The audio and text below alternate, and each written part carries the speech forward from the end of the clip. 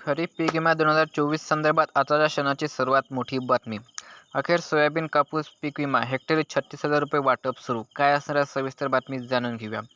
तर ज्या शेतकऱ्यांची अतिवृष्टी व सततच्या पावसामुळे खरीप हंगाम 2024 नुकसान झालेले आहे, अशा शेतकऱ्यांसाठी आनंदाची बातमी. तर ही माहिती आहे धाराशिव जिल्ह्यातील शेतकऱ्यांसाठी. धाराशिव जिल्ह्यातील 5 तालुक्यातील शेतकऱ्यांच्या खात्यामध्ये 25% अग्रिम पीक विमा जमा होण्यास सुरुवात झालेली आहे, अशी माहिती जिल्हाधिकाऱ्यांच्या माध्यमातून देण्यात आलेली आहे. तुम्ही जर धाराशिव जिल्ह्यातील शेतकरी असाल आणि पीक विमा काढला असेल आणि नुकसान झाल्याची तक्रार पीक विमा कंपनीकडे नोंदवली होती, तुमच्यासाठी अतिशय आनंदाची बातमी असणार आहे. आज संध्याकाळी 6 वाजेपर्यंत तुमच्या बँक खात्यामध्ये पीक विम्याची रक्कम जमा केली जाणार आहे, अशी माहिती जिल्हाधिकाऱ्यांच्या माध्यमातून देण्यात आलेली आहे.